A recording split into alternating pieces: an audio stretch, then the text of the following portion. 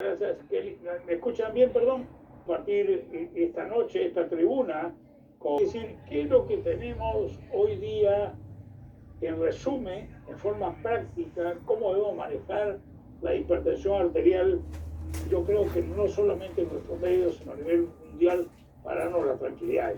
Voy a tratar de ser lo más claro, sin entrar en grandes controversias, o tratar de solucionar estas controversias para tener un punto de vista práctico de esta situación. Quisiera empezar diciendo algo reciente, mostrado por el Main Measurements de la preocupación de la Sociedad Internacional de Hipertensión, basándose en dos aspectos de un trabajo de Youssef Lasse de 2015 y también recientemente el Global Burden of Disease, del gran problema de la enfermedad en 2019. La hipertensión arterial afecta el 30% de la población mundial, debemos tenerlo claro, es un porcentaje altamente significativo. Y la hipertensión arterial alcanza una mortalidad global de 10.8 millones al año. O sea, se puede imaginar cómo este descuido de una hipertensión arterial, que podemos controlarla o podemos vigilarla, mata a muchísima gente y se lleva por una serie de comodidades. Entonces hoy día es inaceptable que no tengamos conceptos claros sobre este manejo. La otra es un pensamiento que dio recientemente en el Día de la Hipertensión del Mundo, World Hypertension Day, el día 17 de mayo, que mire que salió. Mide su presión arterial con precisión, contrólela y viva más tiempo. Y aquí, qué palabra tan sencilla. Tómese bien la presión, contrólese bien la presión, maneje bien su presión, no se descuide y usted va a vivir más tiempo. Recientemente ese fue el mensaje de la Federación Mundial. Porque la hipertensión que no se controla adecuadamente es lo que tenemos hoy día y de los casos una serie de problemas.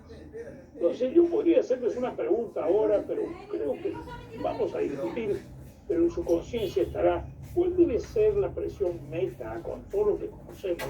Una población saludable mayor de 18 años, menos de 120, 130, 140, 150, 160, o como se decía en los años 50, 100 más la edad que uno tiene, que tuvo gran arraigo. Hoy día estas cosas son claras. Entonces esto es lo que quiero definir, que es lo que tenemos en guía de hipertensión arterial. En guía de hipertensión arterial tenemos dos cosas. La definición clarísima publicada en 2018 de las guías europeas, en el cual la presión debe estar por debajo de 140 y 90. Debe ser baja. Debe disminuir de esa presión, si no, ya se llama hipertensión grado 1, cuando pase 140-90.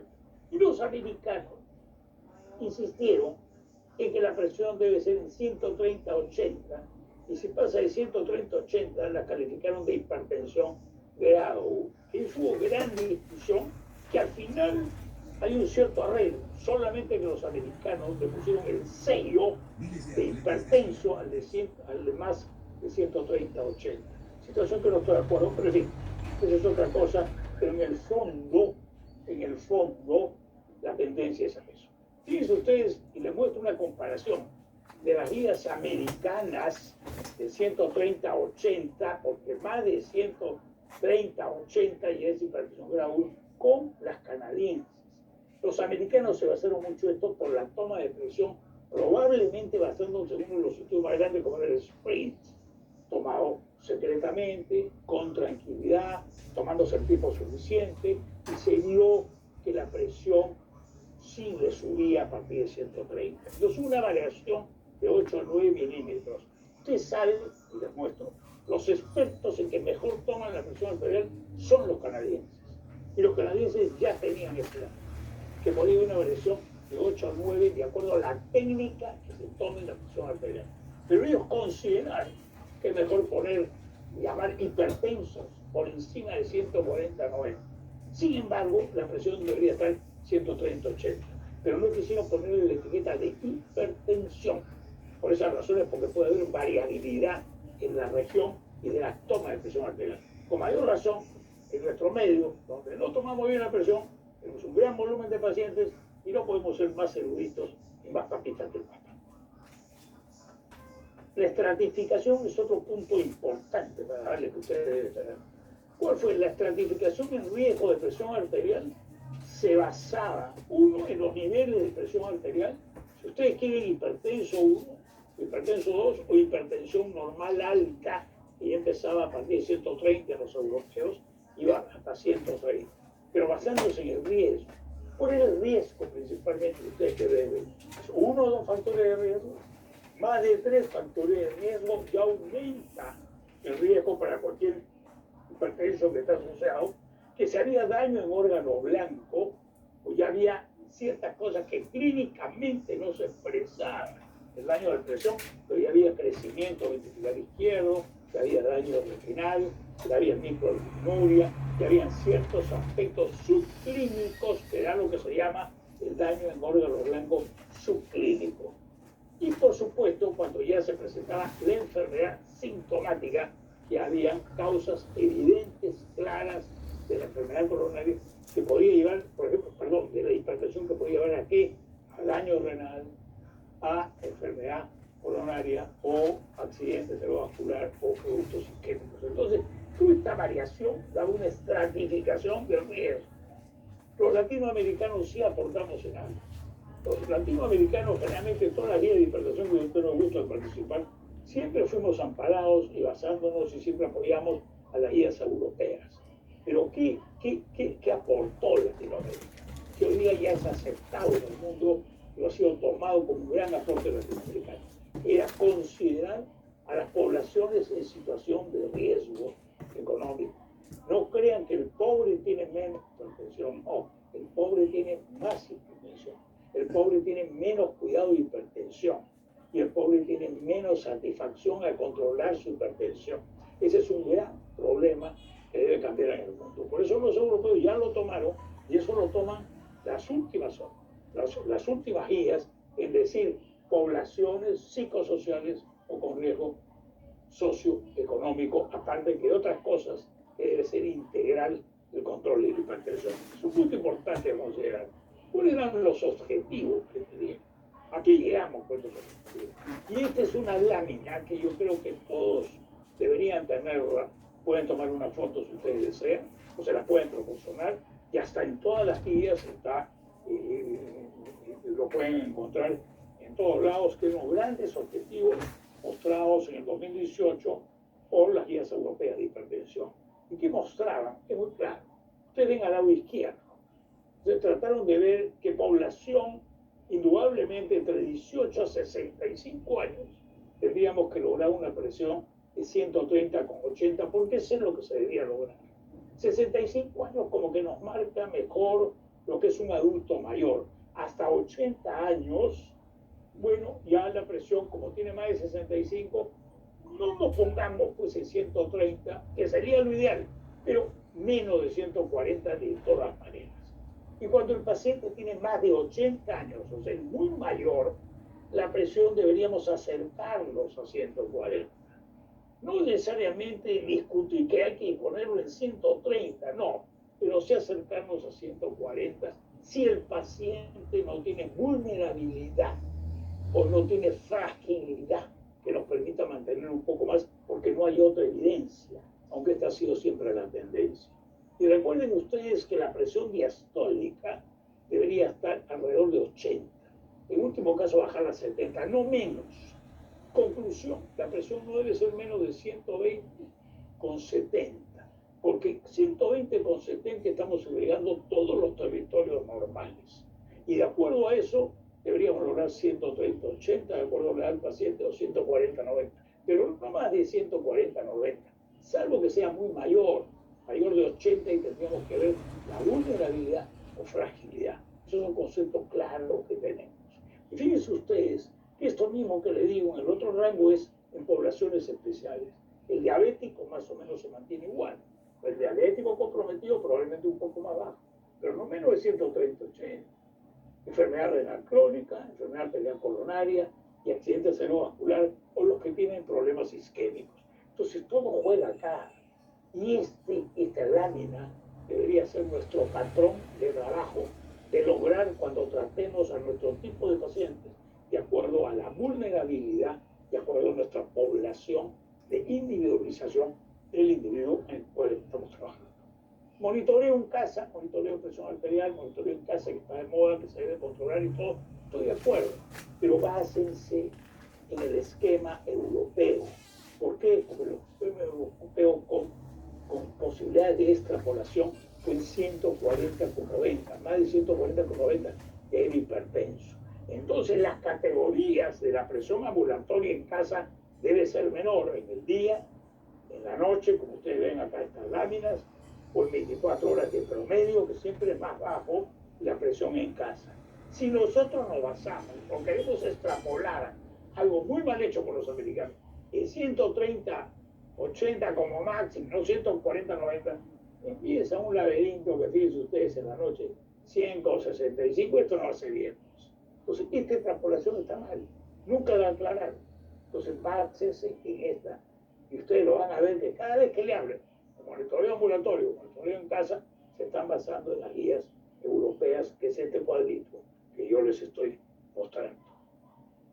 La última revisión que fue de la Sociedad Internacional de Hipertensión Arterial rescata lo mismo, que trata de ver que lo ideal es tener una presión por debajo de 140/90 y presión óptima en menos de 65 años tratar a 130/80 y mayores de 65 y 140/90, pero no más de 140/90, que la intención de llegar a los viejos también esta presión sí podemos, pero no tratar de ponerlos en 130, por amor de Dios, no hay ninguna evidencia que se lo voy a mostrar más adelante. Entonces, esos son el concepto reciente de la última revisión que hizo la Sociedad Internacional de Hipertensión. Y en un momento en cómo lo tratamos, una reducción, cómo empezamos el tratamiento y consideraba las presiones por encima de 20 o 10 de acuerdo a los americanos. Eso se los explico acá. ¿Cuál fue la gran discusión que decían? ¿Por qué las guías europeas no están muy de acuerdo con las americanas en condición? No, todos quieren que sea menos de 140/90 y todos quieren llegar a 130/80. Solamente que el americano decía que para un tratamiento de combinación inicial fuera del riesgo, ellos mantenían que probablemente para tomar esta presión deberían ser 20 milímetros por encima de la presión sistólica meta que uno quiere lograr, o 10 milímetros. En ese momento se aceptaba un tratamiento combinado. Pero son conceptos semánticos de interpretarlos, que tienen razón, pero las metas eran igual. Llegar a 130/80, pero menos de 140/90. Es el concepto que yo quiero que ustedes lo tengan. ¿Cuál es el tratamiento que debemos tener? Fíjense que la estrategia del tratamiento a considerar era si usamos monoterapia o si usamos terapia combinada. Yo le doy una pastillita y ya me olvidé de mi paciente y ya está bien. No. El éxito de lograr las metas que nosotros queremos, que es el gran problema que no controlamos la presión arterial, es que si usamos monoterapia es un 30%. Y se ha visto que con tratamiento de terapia combinada llega a un 70%. Y fíjense ustedes que es muy importante combinar dos fármacos y sobre todo cuando existe riesgo cardiovascular alto, muy alto. Y ahí se van viendo las cosas. En el 2013, desde el 2013 ya están estas indicaciones. Estamos en el 2021 y las últimas guías que nos marcaron fueron más exhaustas y se juntaron los europeos, los americanos y los ingleses. Por primera vez se juntó perro, pericote y gato para estar de acuerdo en el mejor control de la presión arterial. Si nosotros utilizamos el sprint, tan famoso, que ustedes quieren que la presión era más baja, el 85% de la población usó terapia combinada.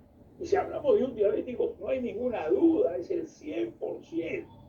O sea que un porcentaje del 30% queda muy pobre frente a un 70% o probablemente más que necesite hoy día terapia combinada. ¿Cuál es el inicio del tratamiento? Y el inicio del tratamiento, de acuerdo a la evidencia, todos estuvieron de acuerdo, que podría ser inhibidores del sistema de renina-angiotensina. Puede ser un IECA, o puede ser un ARA2, puede ser encontrar una equivalencia y no hay gran discusión. No hay discusión porque ha sido aceptado mundialmente. Bien o mal que usted quiera, como estamos de moda ahora, voto a voto, no importa, pero los dos eran equivalentes, pues son inhibidores de manera, es decir, ¿asociado a qué? Un bloqueador de canal de calcio o a un diurético. Cuando el estudio cómplice hace mucho tiempo digo que asociado a un bloqueador de canal de calcio da mejor resultado que asociado a un diurético. Pero en fin, ahí lo tienen ustedes, esa es la primera etapa.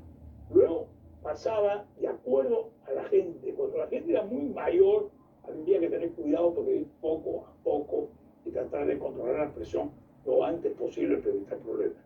Luego viene el paso 2, que probablemente ya combinación triple, que se aceptaba, que incluía a un diurético, o el paso 3, ya llamado resistente, ya se tenía que agregar un mineralocorticoide aceptado como fue la equironograntona. Entonces, son diferentes bases. Los beta bloqueadores quedaron en muchas de estas asociaciones como de última línea o de otra línea. Sin embargo, hay entidades especiales donde beta bloqueadores pueden ingresar antes, donde hay un estado de que son hiperadrenérgicos, mucha actividad adrenérgica, mujeres peromenopáusicas que van muy bien, entonces, o enfermedad coronaria que tiene su posición. Entonces, ahí tiene que individualizar, hay que ver a qué paciente tratamos. Lo importante es que el tratamiento debe ir en orden, combinado, aceptado, para que con menor cantidad de medicinas tengamos una adherencia adecuada para un buen control de la presión arterial. Entonces, ¿cuál es la estrategia? Si ustedes ven lo que cambiaron los europeos en 2018, a las últimas guías de la Sociedad Internacional de Hipertensión del 2020, todos estamos de acuerdo que pacientes, la monoterapia se quedó para pacientes de muy bajo riesgo, que nosotros queríamos hacer más tipo protección de órgano blanco, pero si queríamos controlar presión arterial para pacientes ancianos frágiles, pero si queríamos un buen control de la presión, probablemente el tratamiento combinado sea el adecuado. Y esto que lo logramos, y esto venimos luchando hace muchos años. Con el doctor Coca tuve la suerte de hacer una presentación, una publicación en la revista Argentina en el 2011, que había que utilizar, si tratamos tratamiento combinado, usar la menor cantidad de medicación. Y si son tratamientos combinados, mejor en una sola tableta. ¿Por qué? Porque logramos adherencia y de esa manera controlamos mejor la hipertensión arterial. Entonces son las ventajas: reducir el número de comprimidos y probablemente combinaciones fijas, un único comprimido frente a combinaciones libres que ya se daban. ¿Cuál es el gran reto de las realistas? El gran reto en general, porque esto podría ser toda una charla, es que la evidencia sugiere que la recomendación del inicio de tratamiento mejorará la eficacia y el tiempo preciso para alcanzar metas, control de la presión con buena tolerabilidad. Eso es importante porque el paciente debe tomar de por vida y no abandonar. Déjeme decirle algo a la gente mayor. En la gente mayor no hay muchos estudios. El gran estudio que tienen ustedes es el Highgate. Y el Highgate, y esto lo dijo el profesor Brian Williams en el Congreso Europeo del 2002. Le dijo: la nueva evidencia sugiere que hay que controlar la presión arterial para accidentes, falla cardíaca y muerte del paciente sobre los 80 años. Antes no se les trataba. No, sí, hay que tratarlo. Pero si ustedes quieren aumentar más la medicación, el doctor Bulprit hizo para un avance mayor de los 80, casi cerca de los 90. Y dijo: controlen la presión. Yo creo que en 150 está bien la evidencia. Si quieren, voy a 140, el que es tolerable. 150 está bien, pero por debajo de 80 traten de no llevarlo, porque puede haber mayor problema de flujo y mayor problema cerebral cognitivo. Entonces, ¿qué debemos considerar? Debemos considerar ahora puntos importantes. Doctor, han salido artículos en que dicen que yo puedo tomar tomar las pastillas en la noche porque causa mejor control de la presión arterial, que fue un estudio del doctor Elmidia, que hizo todo esto. Muy interesante, sí, el daño que produce la hipertensión nocturna y la hipertensión predespertar puede causar mayor daño en órgano blanco que a veces ciertas variabilidades en el día. Pero analicen otra cosa: ¿cuánta gente tomando medicación en la noche no mantiene la tolerabilidad de tomarla y se olvida? ¿De cuánta gente tomando en la mañana en el desayuno su presión es adherente? Eso es importante, porque la pérdida de tomar la medicación, salvo que esté acostumbrado, que nosotros estemos seguros, creo que debemos valorarla. Eso se llama adherencia.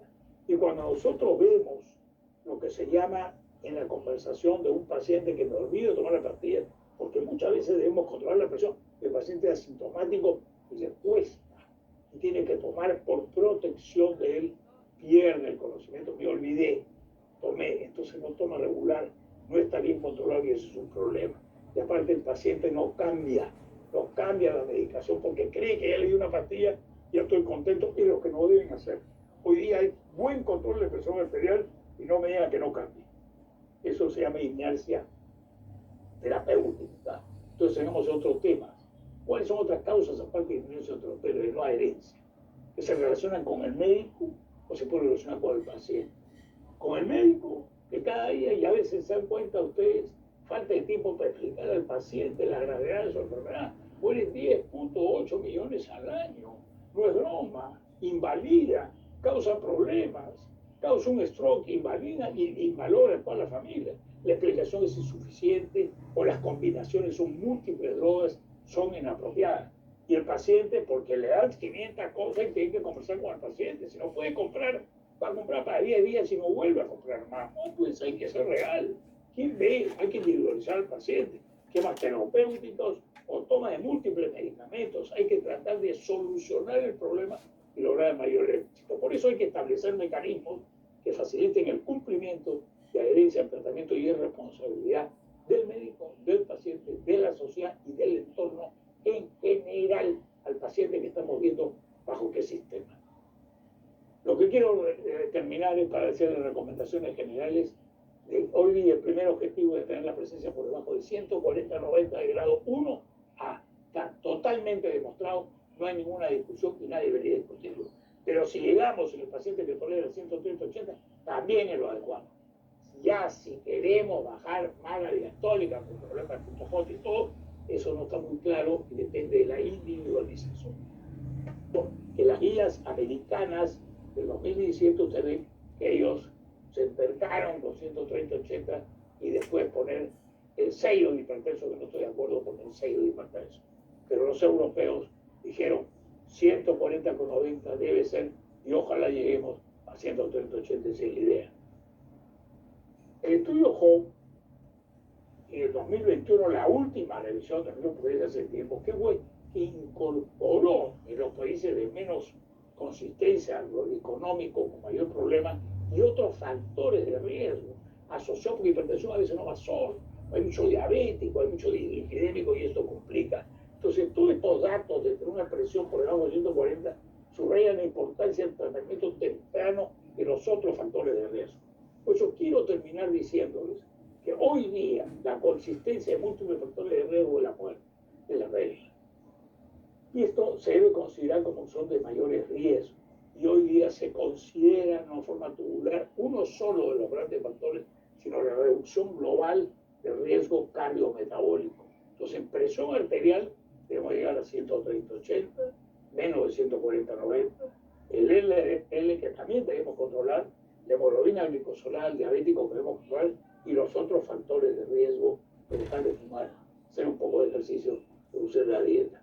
Todo esto con combinaciones que tengamos una buena adherencia y probablemente en un futuro vamos a hacer una medicina individualizada, que se va a llamar medicina de precisión, para lograr un mejor asentamiento y control de la presión arterial.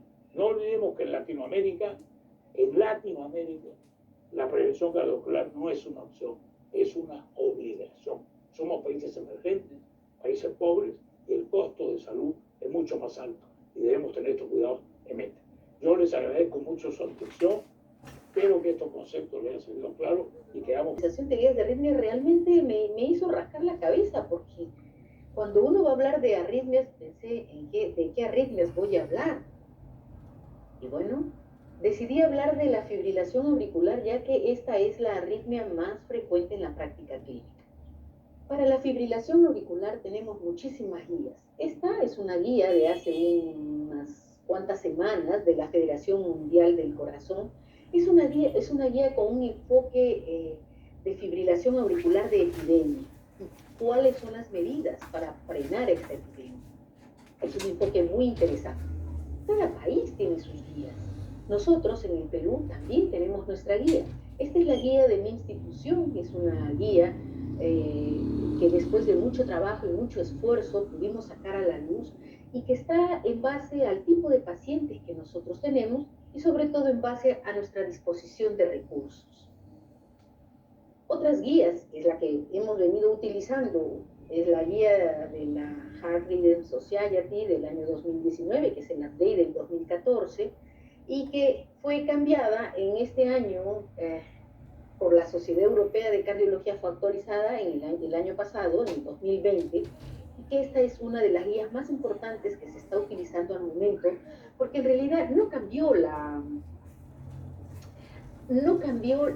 las cosas claves en el tratamiento de la fibrilación. Lo que cambió fue el enfoque del manejo de la fibrilación auricular como una arritmia muy compleja y como una aproximación holística, multidisciplinaria, multifacética. Comenzó con una cosa muy sencilla, que es, si yo no tengo confirmación de la fibrilación auricular, no tengo nada, ¿no? Entonces, primero, la guía pide confirmar la fibrilación auricular y caracterizar esta fibrilación auricular. Una vez que la caracteriza con el score de riesgo para isquemia, con el score de riesgo, con el score para ver la sintomatología, la severidad de los síntomas, la severidad de la carga o el sustrato mismo, recién después de eso pasábamos al ABC. Porque veníamos manejando una serie de respuestas medulares: fiebre, antalgia, dolor, analgésico, arritmia, antiarrítmico. Y estamos viendo que esta arritmia es tan compleja que no podemos seguir así. Creo que esa es la parte más importante de esta guía. Como nueva recomendación, la guía del año 2020 dice: si no documentas el electrocardiograma, no tienes nada. Hay que establecer el diagnóstico por un electrocardiograma de 12 derivaciones o por un trazado de monitor de por lo menos 30 segundos, donde uno vea claramente ausencia de onda PES e irregularidad en los intervalos RR. ¿Qué términos no se deberían usar? Fibrilación auricular solitaria, porque nunca la fibrilación auricular viene sola, siempre viene acompañada, para mal nuestro. No se debe utilizar fibrilación auricular valvular, no valvular, porque este es un término que fue utilizado para los estudios pivotales y que trae mucha confusión, al igual que el de la fibrilación auricular crónica, que debería ser cambiado mejor por fibrilación auricular permanente. Entonces son términos que no se deberían usar. ¿Qué sí se debería usar? La fibrilación auricular clínica y la subclínica. ¿Y cómo voy a diferenciar una de la otra? ¿Porque tienen clínica y la de acá no la tienen? No. La fibrilación auricular clínica se diferencia de la subclínica porque tiene registro, lo que dijimos al inicio. Esta es la parte más importante. Si ustedes tienen un trazado de electrocardiograma de 12 derivaciones o un trazado de monitor de 30 segundos, es una fibrilación auricular clínica. Si tiene un evento de alta frecuencia auricular, que es lo que solemos encontrar en los pacientes que tienen dispositivos tipo marcapasos, tipo desfibriladores, lo vamos a llamar defibrilación auricular subclínica. Generalmente esta no tiene síntomas. La guía del año 2020 dice que, mira, vamos a dejarlo allí porque necesitamos que tengas por lo menos 24 horas, ojo, 24 horas de carga de estos eventos de alta frecuencia auricular, o sea, de FA subclínica, para poder anticoagular el paciente, solo si el paciente tiene un chasvás mayor de 2. O sea, realmente algo preocupante, porque nosotros empezamos a pensar, ¿y ahora qué vamos a hacer con los pacientes que tienen 2 horas o 3 horas? Y entonces la guía no termina de elaborarse para agosto, pero ya en enero de este año sale este artículo publicado en el Heart Rhythm, donde la carga de fibrilación auricular que fue recogida de pacientes que tenían dispositivos, más de 39,000 pacientes del sistema Medicare, este es un estudio del mundo real, y se vio claramente que los ancianos que tenían fibrilación auricular y que tenían dispositivo, cuanto más carga de fibrilación auricular, o sea, más eventos o mayor tiempo, esto se asociaba significativamente a más eventos adversos de insuficiencia cardíaca. O sea, se enganchó tremendamente la fibrilación auricular con la insuficiencia cardíaca. Y claro, Cuando uno va a ver el gráfico de ritmo sinusal con el que empieza un paciente y en barras en rojo vamos viendo cómo van apareciendo los episodios de fibrilación auricular paroxística, después persistentes y terminan por hacerse permanente, eso se une a un empeoramiento de la fibrilación auricular, de los factores de riesgo, de la hipertensión, de la diabetes, del control de la frecuencia, de la cardiomiopatía auricular, de la elevación de la presión de llenado de la aurícula izquierda. Todo eso es incremento de riesgo de falla cardíaca, es insuficiencia cardíaca, mayor hospitalización y mayor mortalidad. El eslabón entre la fibrilación auricular y la insuficiencia cardíaca es claro. Bien, en el trípode que propone la guía, anticoagulación, la B de control de ritmo o de control de frecuencia cardíaca y la C de comorbilidades, del cual, bueno, ya el doctor Bryce brillantemente nos ha expuesto el control de uno de los principales factores de riesgo de fibrilación auricular, que es la hipertensión arterial. Bien, vayamos entonces con las novedades de la anticoagulación. La primera novedad, bueno, no es tanto novedad, ¿no? Porque ya desde la guía del año 2019, la guía americana, y lo refrenda la guía del año 2020, la guía europea, dice que antes que dar warfarina para fibrilación auricular deberíamos de preferir los NOAC con una indicación clase 1 y con un nivel de evidencia A. Si el paciente tiene bajo riesgo, o sea, tiene CHAS-VAS de 0, no se debe anticoagular. Si tiene alto riesgo, o sea, CHAS-VAS de 2, sí se debe anticoagular. Y si tiene un CHAS-VAS de 1, debería ir a individualizarse la terapia porque la indicación es clase 2A. Yo quiero, antes de terminar esta diapositiva, que ustedes la conocen muy bien, decirles y repetir, porque estoy segura que ustedes ya conocen esto, que la antiagregación plaquetaria, sea sola o sea dual, o sea, aspirina sola o clopidogrel o los dos en combinación, no se recomiendan en prevención de stroke, o sea, no tienen lugar en la prevención de eventos tromboembólicos en fibrilación auricular. Bien, ¿qué recomendaciones han cambiado en la guía?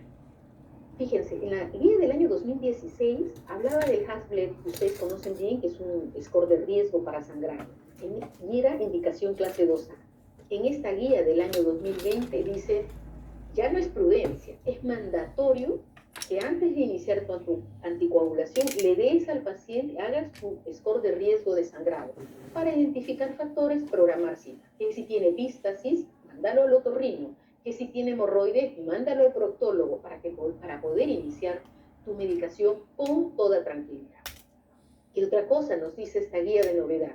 Que si el paciente está en warfarina y el TTR es menor del 70%, y TTR es el tiempo en rango terapéutico, deberíamos de cambiar a NOAC, o sea, a cualquiera de los nuevos anticoagulantes que ustedes conocen, ¿no? Rivaroxaban, Edoxaban, Apixaban, Dabigatran, cualquiera de ellos, asegurando siempre la adherencia, ¿no? Y si yo tengo un paciente que tiene un TTR menor de 70 y voy a intentar, que era lo que siempre hacíamos y por eso lo traigo, y voy a intentarle dar educación, que no coma los verdes, que mejore el TTR, voy a hacerle los INR más frecuentes, la indicación es clase 2A, porque ya está demostrado que los NOAC están antes de la warfarina y este paciente debería ir a NOAC. Bien, estas otras son cosas que han cambiado también, por ejemplo, en relación a la prevención en los pacientes que van a cardioversión, ¿no? Fíjense, la fibrilación auricular que va a cardioversión, los NOAC, o anticoagulantes directos, tienen la misma eficacia y seguridad que la warfarina. Entonces, uno preparando a un paciente para una cardioversión farmacológica tranquilamente se puede hacer con NOAC. Y con respecto a la ablación de venas pulmonares, la anticoagulación ha cambiado de la siguiente forma. Antes se decía, después de la ablación, 8 semanas de anticoagulación. Ahora decimos 8 semanas, o sea, 2 meses de anticoagulación. Puede ser con warfarina o puede ser también con NOAC. Pero acá viene lo interesante. Después de los 2 meses, la anticoagulación para el resto de la vida va a depender del riesgo de isquemia del paciente, o sea, del score de CHAS-VAS. En otras palabras, yo tengo un paciente que le hemos hecho una ablación de venas pulmonares, el paciente ha quedado en ritmo sinusal precioso, todo ha quedado muy bien, éxito total del procedimiento, y tiene CHAS-VAS de 3. El paciente debe anticoagularse de por vida. perdón, porque esto ya no va a depender del éxito del procedimiento, sino de la isquemia. ¿Cuáles son las contraindicaciones absolutas de la anticoagulación? Son poquísimas, solamente 4, como ustedes están viendo: sangrados serios, activos, plaquetopenia menor de 50.000, anemia severa bajo estudio, hemorragia intracraneal reciente. No hay muchas, son solamente esas. ¿Y qué hacemos en ese caso? En ese caso tenemos dispositivos como el oclusor del apéndice de la aurícula izquierda, que ustedes bien conocen. El más conocido es el Watchman, que es un oclusor que se coloca de forma percutánea, pero que tiene indicación clase 2B. Sin embargo, en la guía del año 2020 ya consideran la oclusión quirúrgica, ¿no? En pacientes que van a cirugía cardíaca por cualquier motivo, se les puede ocluir el apéndice auricular izquierdo para disminuir el embolismo, y fíjense la indicación clase 2B. Ya la guía dice, ojo, pero yo no estoy muy seguro si es 2B porque tenemos estudios en camino.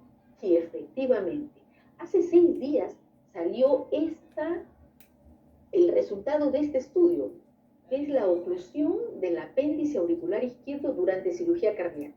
4.811 pacientes adultos con historia de FA, con CHAS-VAS mayor de 2, que iban a cirugía cardíaca por revascularización miocárdica, por cambio valvular, etc.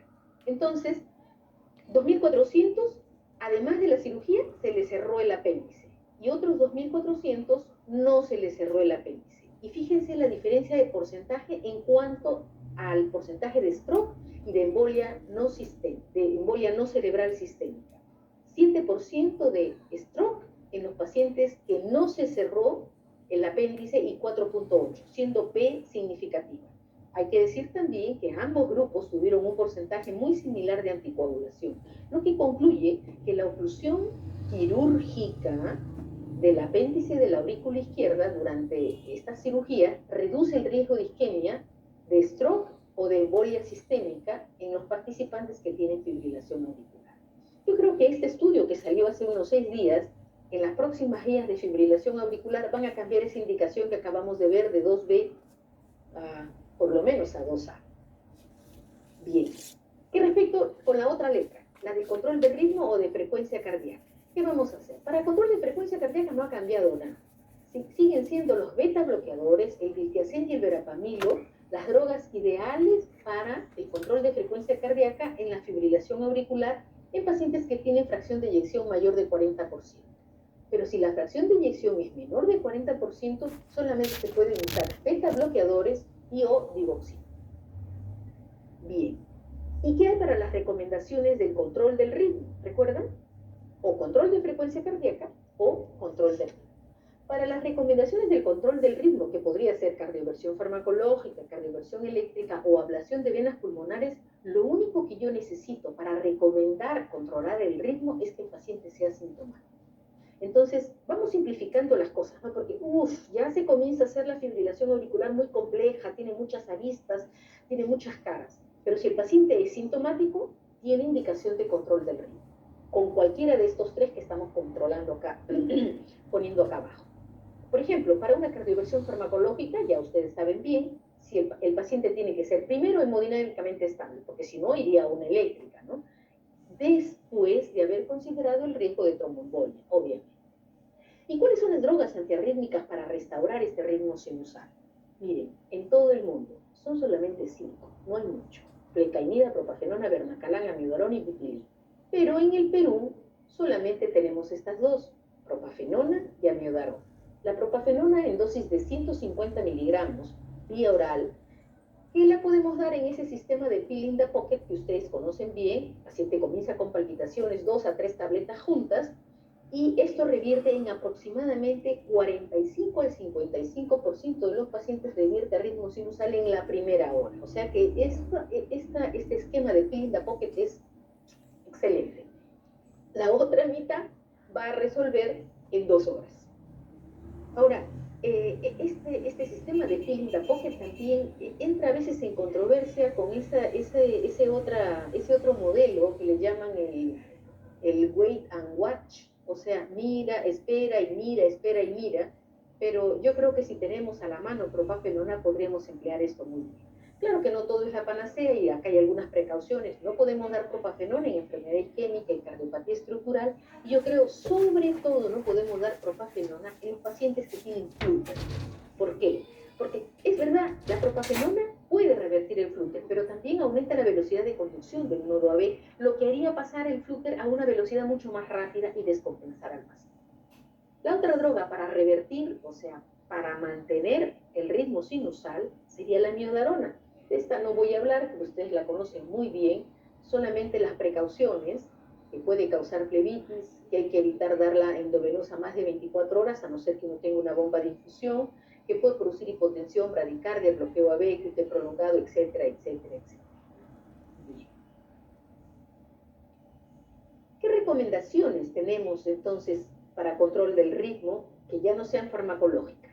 Tenemos la ablación por catéter. Y miren lo que dice acá. La ablación por catéter está recomendada después de la falla. Eso no ha cambiado. Después de la falla o intolerancia de la droga antiarrítmica. Clase 1, por ejemplo, la propafenona, o clase 3, por ejemplo, la miodarona, en los casos que uno quiera mejorar síntomas en fibrilación auricular paroxística y a partir de la guía del 2020 en fibrilación auricular también persiste. ¿En qué voy a elegir la ablación como terapia de primera línea? Solamente la voy a elegir en los pacientes en los que yo tenga sospecha de que la fracción de eyección baja es por un ataque cardiomiopatía. Ahí sí no voy a elegir droga ni nada, ahí directamente lo voy a llevar a ablación, porque si yo elimino la taquicardia, voy a tener reversión de la taquicardiomiopatia. Bien, como ustedes ven, he intentado hacer una recopilación rápida de las cosas actualizadas en fibrilación auricular según la última guía. Se necesita mucha tecnología para este manejo. Cuando uno habla de ablación, habla de radiofrecuencia, de crioablación, de catéteres, nuevos sensores. Bueno, la tecnología es tremenda. Yo solamente quiero terminar con este mensaje. La tecnología puede ser muy grande y probablemente no todos tengamos acceso a esta tecnología, pero sí tenemos acceso al screening, al diagnóstico. Y no se olviden que si no tenemos diagnóstico con la mano, solamente con la mano, podemos tener diagnóstico, porque sin diagnóstico no tenemos nada. Muchas gracias.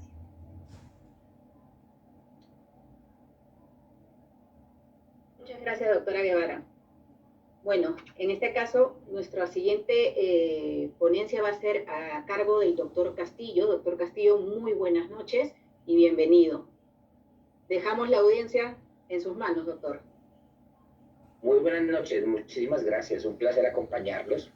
Muchísimas gracias por la invitación y gracias por invitarme a compartir con ustedes un tema muy interesante en esta actualización de las guías. Muchas gracias al doctor Alfonso y a la doctora Carolina que lo precedieron. Y bueno, vamos a hablar un poquito acerca de cómo han cambiado las guías de síndrome coronario agudo, particularmente síndrome coronario agudo sin elevación del segmento ST.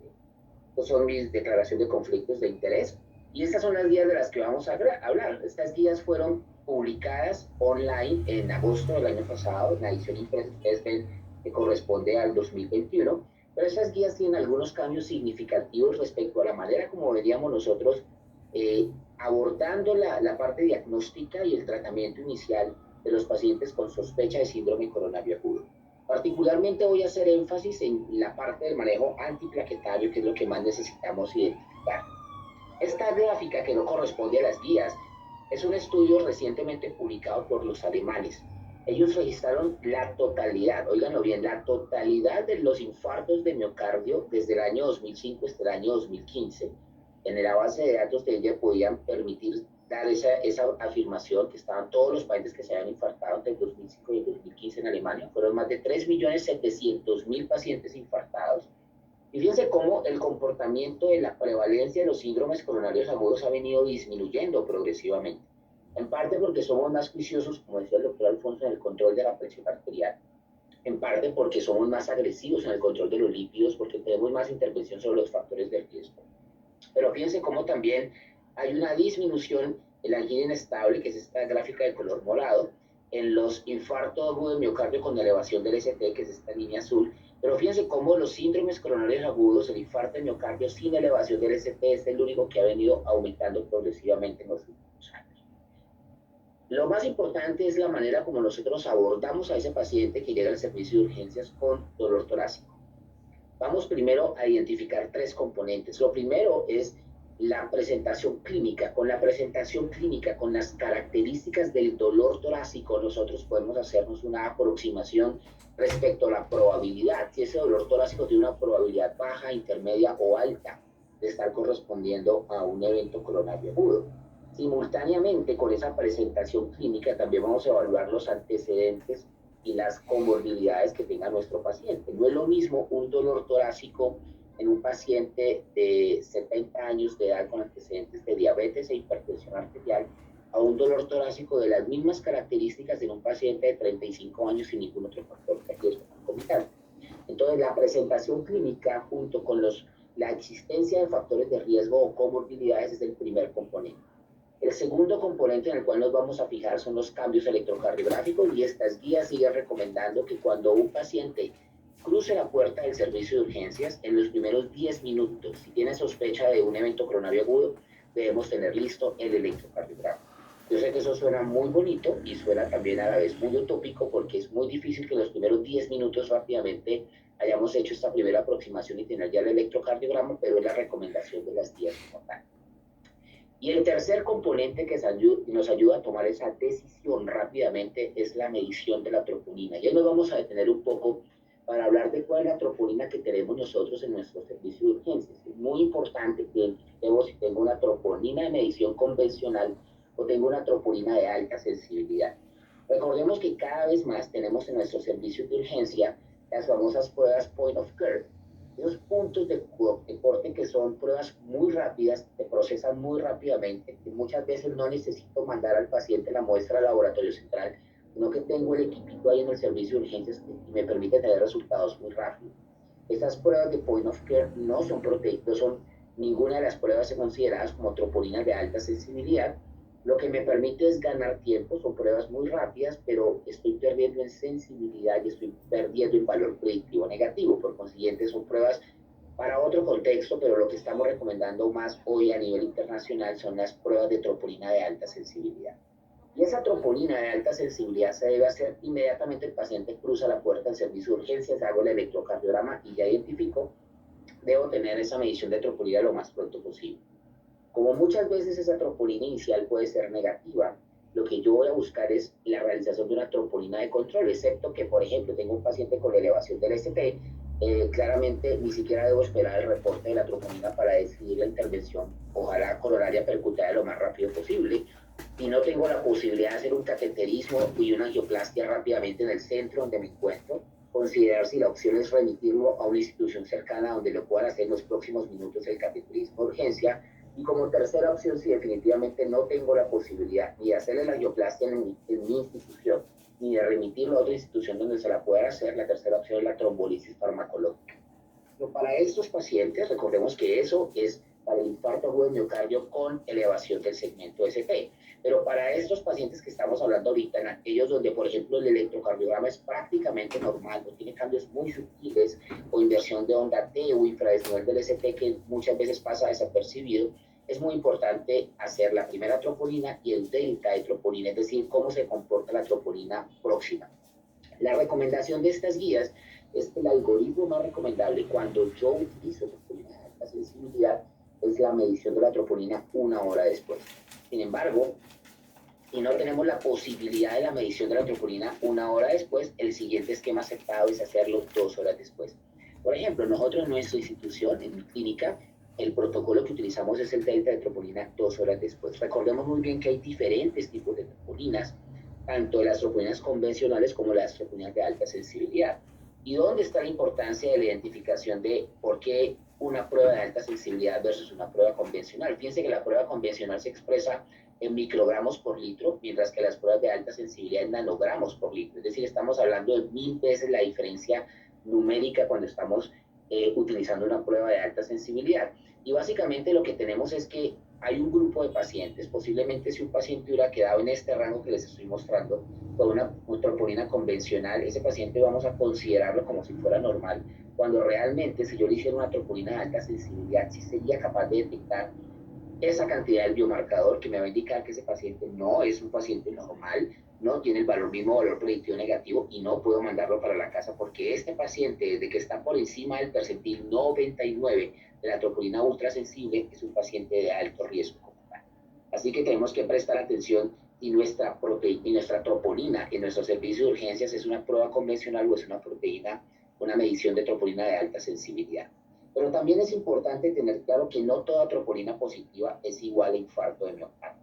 Existen varias entidades que pueden similar, incluso presentarse de una manera muy parecida, con dolor torácico opresivo, y mi paciente llega al servicio de urgencias y realmente no ser un infarto de miocardio y tener elevación de troponina ultrasensible, pero realmente no es un evento coronario agudo. Por ejemplo, las mismas taquiarritmias, ahora que venía la doctora Carolina contándonos, tú te puedes tener una fibrilación auricular con respuesta ventricular muy rápido y el paciente tener elevaciones de troponinas ultrasensibles en valores bajos, pero por encima del percentil 99. Las taquicardias supraventriculares también pueden producir elevación de las troponinas. Los pacientes con insuficiencia cardíaca típicamente podemos tener elevaciones absolutamente significativas en valores que normalmente uno está acostumbrado a ver solamente en pacientes con infarto y miocardio y ser simple y exclusivamente una insuficiencia cardíaca congestiva. Las emergencias hipertensivas, los casos de miocarditis y los pacientes con síndrome de Takotsubo también pueden tener elevación de troponinas y más curiosamente los pacientes con valvulopatías, por ejemplo estenosis aórtica severa, puede cursar con dolor precordial también, puede también cursar al mismo tiempo con la elevación de las troponinas. Finalmente, otras enfermedades que no tienen componente cardíaco directo, pero que se han visto asociados con la elevación de troponinas, como pacientes críticos, pacientes que están en choque séptico, o pacientes que tienen quemaduras extensas, pueden tener troponinas positivas, o pacientes con hemorragia subaracnoidea e incluso con ACV isquémico también pueden cursar con la elevación de las troponinas. Así que, aunque es claro la necesidad de la medición de la troponina, es importante identificar que no toda troponina positiva es un infarto. Ahora bien, ya le hice la aproximación diagnóstica, ya le hice el electrocardiograma al paciente y le hago la primera troponina. Yo sospecho que puede tener un evento coronario agudo, entonces tenemos 3 grupos, es lo que nos recomiendan estas. El primer grupo es aquel paciente que me sale con una troponina muy bajita, una troponina negativa completamente, o que me sale en un valor bajo, pero que le hago un delta de troponina y el delta de troponina finalmente no es concluyente. Acuérdense que existe un solo marcador, un solo reactivo de troponina E ultrasensible y varios tipos de troponina I.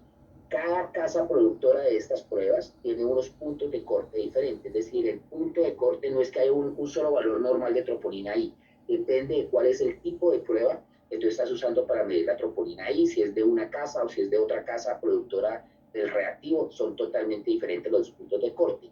Y asimismo, el delta para saber si es positivo o no es positivo también depende de ese tipo de prueba que estás utilizando. Todo esto es para troponina I. Entonces, si yo tengo un paciente que la troponina es negativa o le hago la primera troponina que es un valor bajo y no hay un delta significativo, yo puedo descartar el síndrome coronario agudo y seguramente voy a mandar a ese paciente para la casa. Pero ojo con esto, muy importante, el que ese paciente no esté cursando en este momento con un síndrome coronario agudo no significa que ese paciente no tenga enfermedad coronaria. Ese paciente puede tener enfermedad coronaria, puede haber hecho un episodio anquinoso.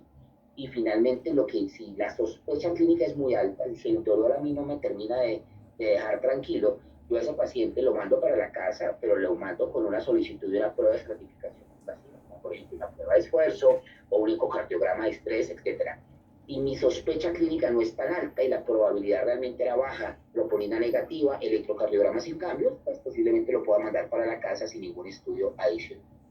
Vamos ahora al extremo de la derecha, los pacientes que tienen una sospecha de un evento coronario agudo, pero que tienen un valor elevado de troponina, es una troponina francamente positiva, o que el delta de troponina es positivo. Eso me confirma totalmente el diagnóstico del evento coronario agudo.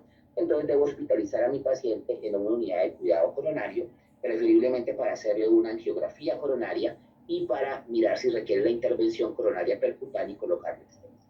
Tenemos un grupo en la mitad de pacientes donde la elevación no es muy significativa, por ejemplo, tiene 2 troponinas, no hay delta, pero están las 2 positivas, pero en rango bajo.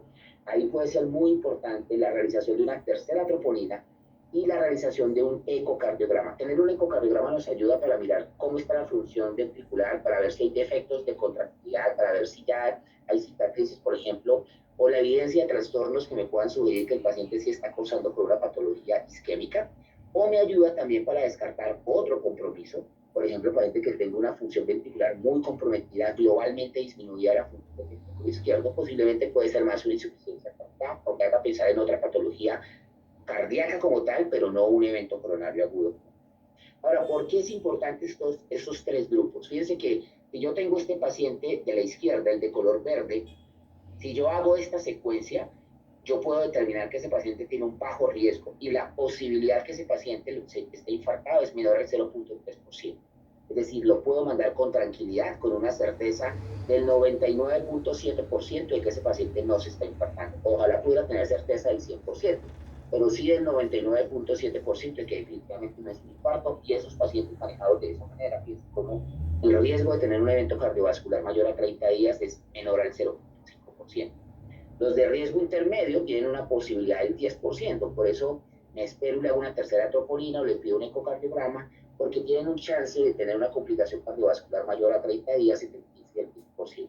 Y finalmente, un paciente que tenga características clínicas, que tenga una troponina muy elevada, tiene más del 65% de posibilidad de tener un evento coronario agudo y más del 70% de tener un desenlace cardiovascular mayor a 30 días. La siguiente recomendación es que yo pueda evaluar en mis pacientes también el riesgo de ese evento trombótico, es decir, cuando el paciente ha tenido un síndrome coronario agudo, no todos los síndromes coronarios agudos sin elevación del ST tienen el mismo riesgo. Y la escala que está más validada y que estos días nos recomiendan es aplicar la escala de riesgo de Grace. Ustedes ven que es muy fácil, voy a averiguar solamente cómo está el KILIP del paciente. Si el paciente está en KILIP 1, pues le doy 0 puntos y respectivamente le voy dando un puntaje según el KILIP en el cual ingrese.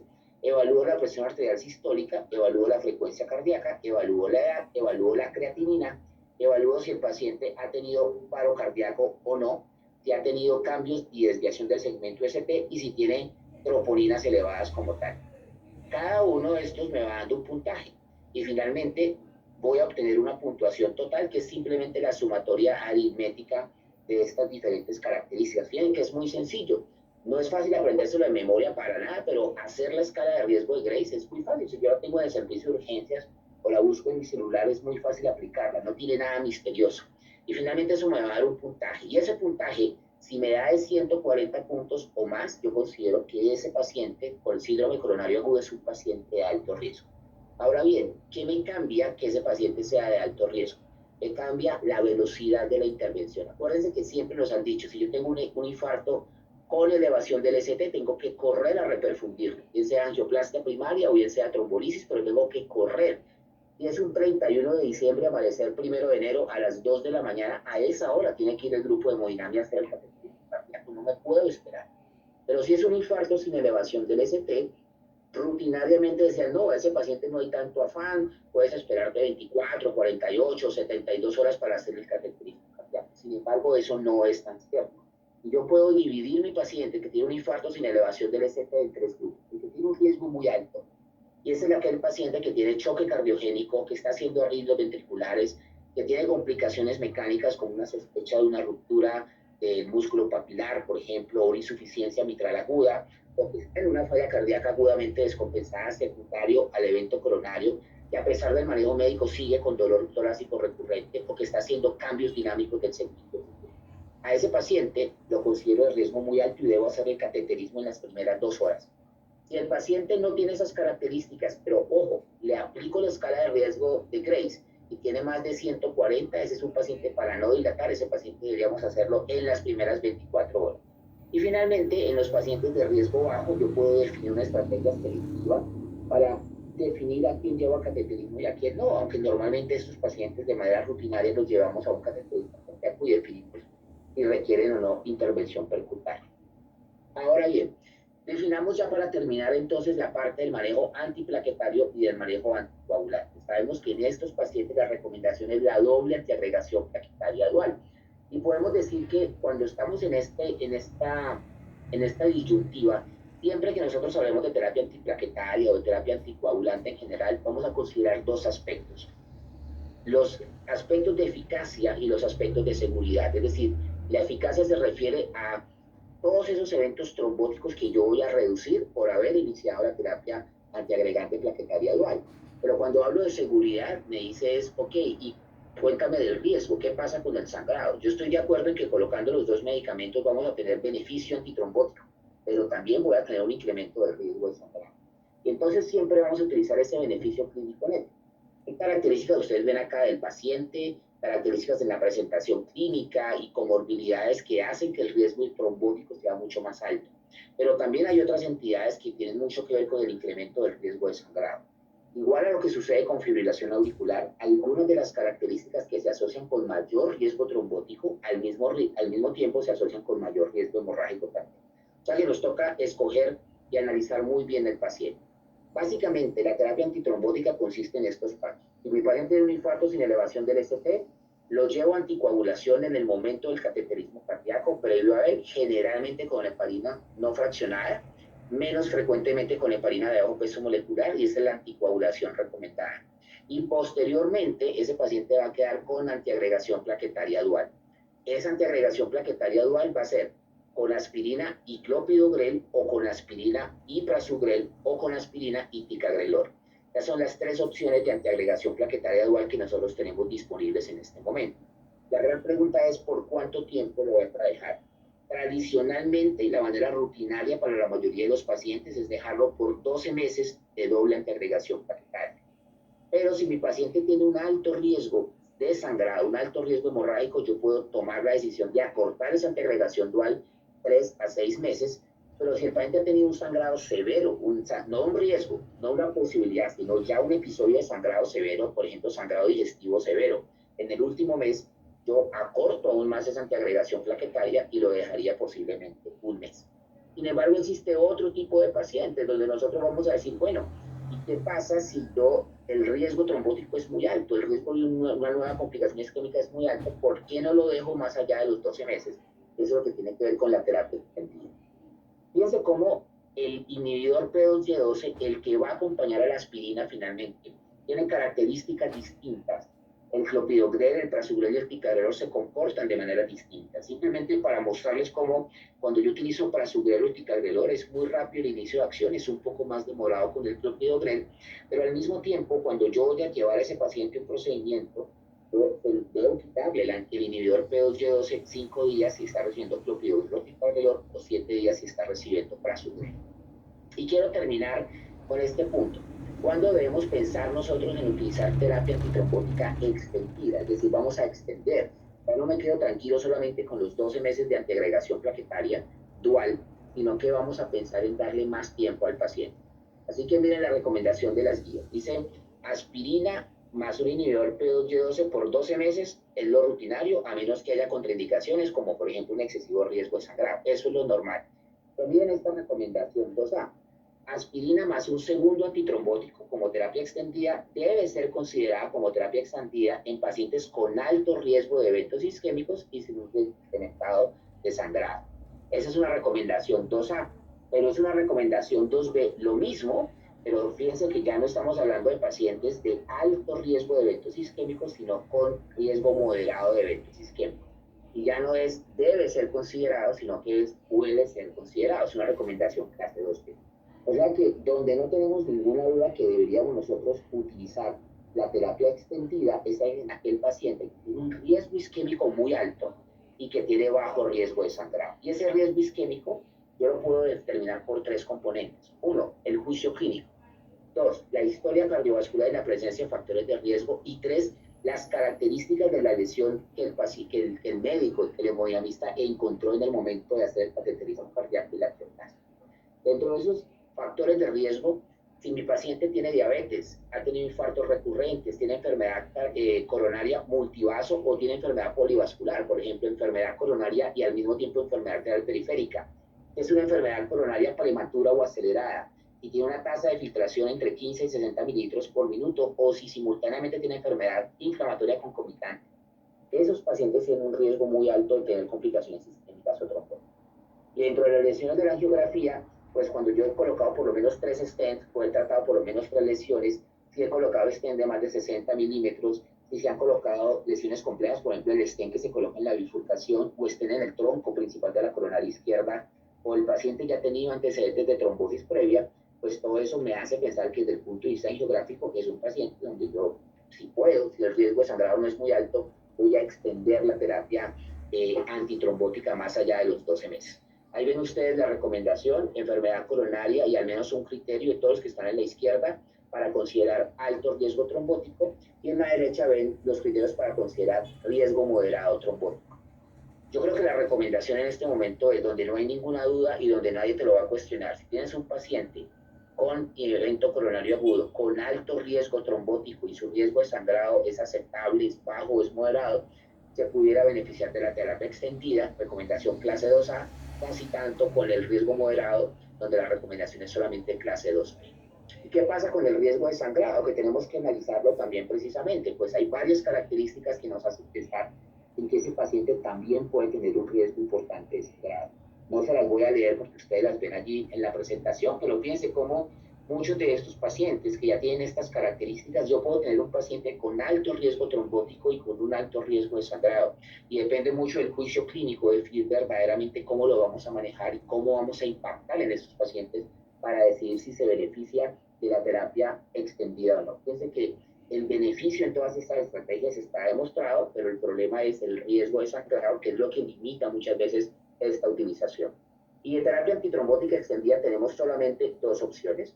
Una opción es dejar antiagregación plaquetaria dual más allá de los 12 meses, y ahí tenemos estudios con aspirina más clopidogrel 75 miligramos al día, o tenemos la evidencia de dejar aspirina con ticagrelor, ya no la dosis de 90 miligramos cada 12 horas, sino que se ha demostrado que la dosis reducida de 60 miligramos cada 12 horas, más allá, acuérdense que ya estos pacientes ya pasaron de los 12 meses, ya recibieron su antiagregación plaquetaria dual tradicional. Este paciente, digamos, ya recibió ticagrelor 90 cada 12. Estamos hablando de la terapia extendida. Puedo bajar la dosis de ticagrelor a 60 miligramos cada 12 horas. Pero más recientemente hemos tenido evidencia de otra terapia antitrombótica, ya no la utilización de dos medicamentos antiagregantes plaquetarios, sino un antiagregante plaquetario como es la aspirina, más un anticoagulante en dosis bajas como es el rivaroxaban, en dosis de 2.5 cada 12 horas en el estudio COMPAS. Estas dos estrategias en general, cuando utilizo una, cuando utilizo la otra, realmente los expertos no se han puesto de acuerdo para decir cuándo es mejor dejar terapia antiplaquetaria dual extendida o cuándo es mejor dejar terapia con un anticoagulante más un antiplaquetario. Lo que es cierto es que si vamos a utilizar, debemos ceñirnos a los criterios de inclusión de cada uno de esos estudios para definir cuál puede ser la mejor opción para nuestros pacientes. En conclusión, entonces, para estos pacientes la recomendación es utilizar troponinas de alta sensibilidad, ultrasensibles, mejoran el valor predictivo negativo, que es lo que yo quiero. Yo quiero que una troponina negativa me permita mandar tranquilamente a un paciente para la casa y no que después se me infarte porque yo pensé que no tenía ningún infarto como tal.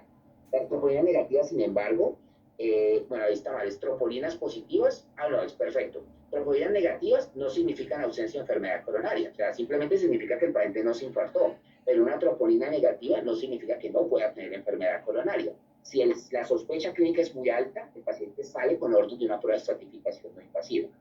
Y lo mismo es que las troponinas positivas tampoco siempre significan que el paciente ha tenido un evento coronario agudo como tal. La aspirina junto con un inhibidor del receptor P2Y12, preferiblemente ticagrelor o prasugrel, deberían emplearse al menos 12 meses. Hoy en día la recomendación es que es preferible la utilización de aspirina más ticagrelor por encima o aspirina con prasugrel por encima de la aspirina más clopidogrel, pero el que más utilizamos nosotros ampliamente es la aspirina junto con el clopidogrel. Y es muy importante identificar a los pacientes con síndrome coronario agudo de riesgo alto y muy alto para priorizar la angiografía coronaria y priorizar la intervención coronaria percutánea. Muchísimas gracias por su tiempo, gracias por su atención y quedo atento por si hay preguntas. Muchísimas gracias, doctor Castillo. Aquí tenemos un par de preguntas. A ver, primero voy a comenzar para el doctor Bryce, relacionado justamente a su ponencia. Doctor Bryce, ¿está por ahí? ¿Me escucha? Sí, de todas maneras. Segundo. Magnífico. Magnífico. Y aprovecho de felicitar a Carolina, no solamente, perdona que me adelante a las preguntas para que no para que no se vean que me estoy... Dice, el tratamiento con estatinas asociado al tratamiento antihipertensivo habitual del paciente podría disminuir el riesgo de enfermedad cardiovascular y cerebrovascular independientemente de las cifras del perfil lipídico. Sí, yo creo que es una buena pregunta. Yo creo que el HOP3 lo demostró. Y era un estudio en el cual se decía por qué no teníamos que bajar más la presión, más de 140 con 90. Y se llegó a un nivel de 143. En 143 se dio un resultado positivo de que ya controlar la hipertensión arterial para disminuir morbilidad. Pero cuando se asociaba a estatinas, hubo un porcentaje de un 20% con una estatina. Ese fue un estudio, pero yo quiero extrapolar, y no por eso que ahí viene el concepto general de que debemos tener una visión integral. Si el paciente es hipertenso, el paciente tiene dislipidemia, el paciente tiene resistencia a la insulina, está en un limítrofe de ser diabético, aparte de los factores generales, no se debe fumar, hay que mejorar el peso, hay que mejorar esto, ok, pero si solamente hablamos en drogas de esto, sí debe controlarse, porque si no llegamos a la meta con un producto, la asociación va mejor y eso está demostrado. Hoy el tratamiento es integral, o sea que yo estoy completamente de acuerdo con la pregunta del doctor. Sí se debe asociar y el tratamiento es integral para disminuir mortalidad. O sea, proyección de producir una enfermedad y probablemente hasta mortalidad. Buenísimo. Gracias, doctor. Acá tengo otra preguntita del doctor Wynn. Dice, recomendaciones para el tratamiento de hipertensión refractaria y resistente, ¿cuáles serían? Es un punto interesante. Hoy día las nuevas guías te dicen los primeros tratamientos. O sea, si usted es un tratamiento en la primera etapa, que puede ser inhibidores del sistema de angiotensina, asociado a bloqueadores de canales de calcio. Si no, asociado a bloqueadores de calcio, entonces puede ser diurético. Entonces, muy bien. Yo opto la opción de bloqueador de canal de calcio porque un estudio me dijo hace mucho tiempo que le ganó la pelea que nadie apostaba bien, como fue el estudio Accomplish, pero fue un 20% de reducción. Ok, entonces no controlo a mi paciente. Entonces mi paciente, entonces lo inhibió el sistema de angiotensina, un tratamiento que le puedo agregar bloqueador de canal de calcio, puedo agregar diuréticos, son 3 productos. Según el concepto clásico de hipertensión resistente, es a máxima dosis. ¿Pero por qué? Un momentito. Pero hoy día entra otro factor como es el manejo de los mineralocorticoides, inhibidores tipo spironolactona, tipo eplerenone, que también podrían ayudar. Hoy día, si ese paciente con esas 4 drogas no las controlamos, entramos en hipertensión resistente. Pero todavía puede entrar el beta bloqueador en determinados casos en que sí se puede controlar. Cuando hablamos de refractaria, yo creo que ese concepto ya debe dividirse hoy día entre resistente y refractaria. No es lo mismo. Una cosa es pacientes que no podemos controlar con medicación, 3 dosis o 4, hoy día están integrados el spironolactona o eplerenona para decir si después de las 4 dosis a máxima dosis tolerables no es tolerable, ahí se dice que es resistente.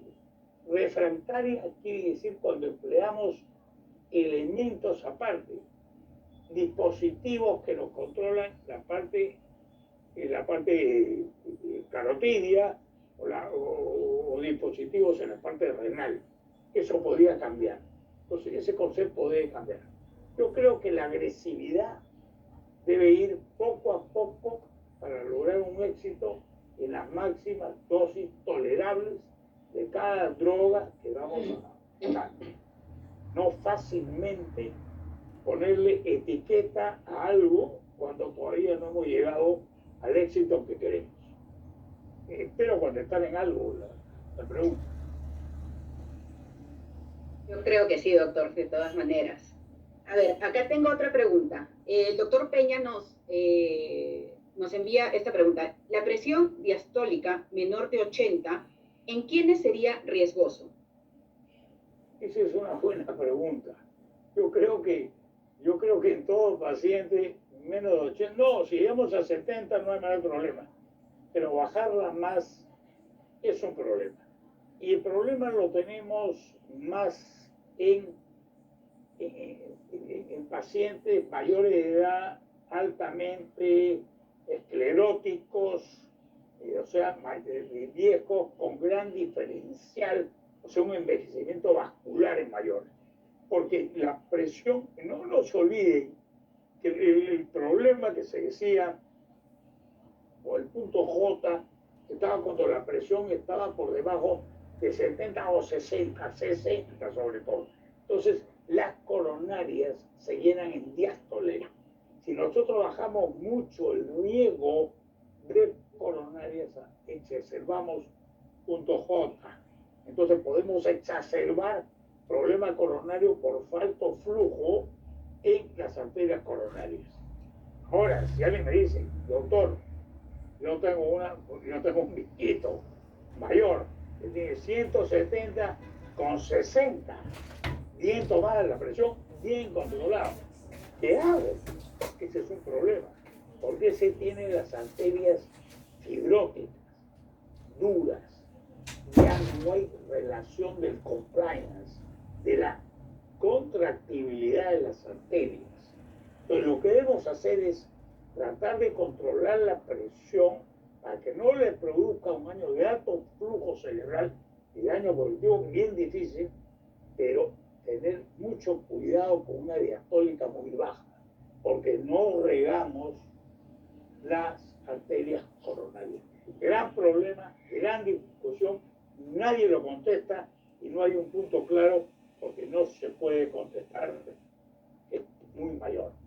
Pero la presión diastólica no debe bajar de 70, no debe bajar de 70, porque en diástole se llenan las arterias coronarias y da gran protección también de flujo secundario renal. Entonces, yo no sé si puede ayudar más. Yo tengo pacientes con eso, me dicen, doctor, le encuentro 18 con 70, y eran problemas, ¿qué cosa hago? Trato de bajar un poco la sistólica, pero tampoco exagero.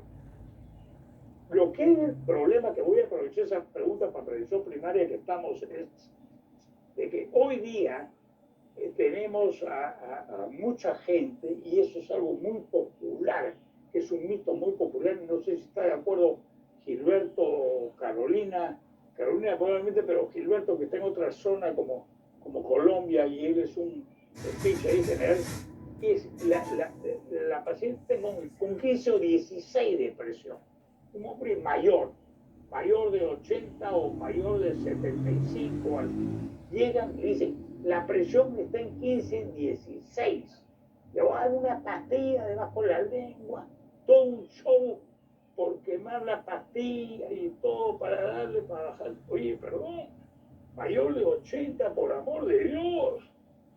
Porque la enfermera cree que debe tener la presión de 120 igual que ella. No le baje más la presión, le puede causar un problema.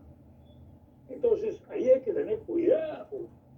Era las emergencias, o sea, esa pastillita de emergencia, y comparan una persona de 85 años con una persona de 20. Eso no puede ser. Aprovecho tu pregunta para hacer esta aclaración. Gracias por... no sé si contesto lo adecuado. Muchísimas gracias, doctor. A ver, aquí me ponen un caso. Si es un paciente de 80 años con una presión de 170 sobre 60, en este caso, ¿qué se le indicaría como tratamiento? Ese es muy importante. Entonces yo me voy a realizar el estudio Heiber. Entonces digo, si tiene 170 con 80, el paciente no tiene muchos factores de riesgo, más o menos un light. Yo al disminuirle la presión de 170, si logro disminuirla a 156 o 158 o 162, le estoy dando una protección de disminución de falla cardíaca, le estoy dando una disminución de accidente cerebrovascular y de enfermedad coronaria, por lo menos entre 25 y 45%. No me preocupo, trato de bajarle un poquitito la presión. Si no puedo, ahí me quedo. ¿Para qué me preocupo más, por amor de Dios? Cuando el único estudio por encima de mayores de 80 años es el Jaide, que lo demostró en pacientes que no tienen gran riesgo, disminuyendo una presión de 163 a 158 o de 170, tenían una disminución de riesgo por encima del promedio de todas las enfermedades cardiovasculares, es un 30% de éxito. ¿Por qué queremos comparar a ese paciente con un paciente que tiene 20 años? Hay que ver otros factores. Es renal, es coronario, tiene problemas cerebrales. Vayan con cuidado. ¿Por qué le echan toda la culpa de la presión? Pero no disminuya ese paciente. Si yo lo pongo en 120, 130, creo que le estoy haciendo un daño.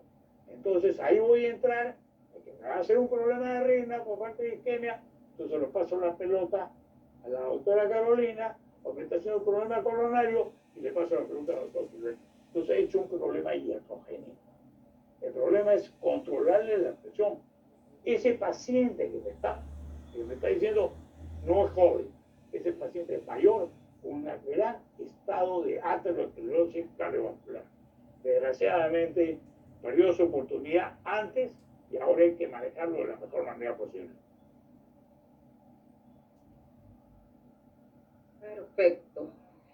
A ver, doctor, el doctor Matute nos pregunta, es un paciente ex deportista mayor de 60 años con una presión basal de 100/60, con un antecedente de un infarto ST no elevado que cursa con cifras de 130/85 sintomático, cefalea acúfenos. ¿Se debe iniciar algún tratamiento antihipertensivo? No, yo creo que desde el punto de vista no es hipertenso. 130 con 85 no es hipertenso. Yo creo que a ese doctor el mejor consejo creo que se lo va a dar Gilberto, pero no es hipertenso. O sea que le paso la pregunta a Gilberto para que le conteste a este doctor.